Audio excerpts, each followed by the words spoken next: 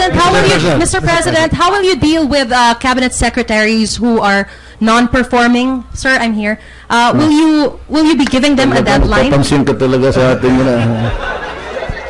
Sir, good evening. Mr. President. In relation Sir, to the can I question, get an answer, please? Huwag na kayo dyan. Malayo ang tingin. Ano?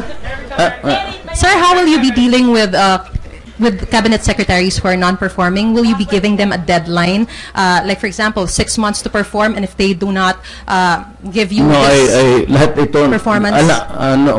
Fortunately for me, yung nagtrabaho na ito, galing na ito sa bakbakan na trabaho. For example, defense. Ito si Lito, laking sundalo to. So,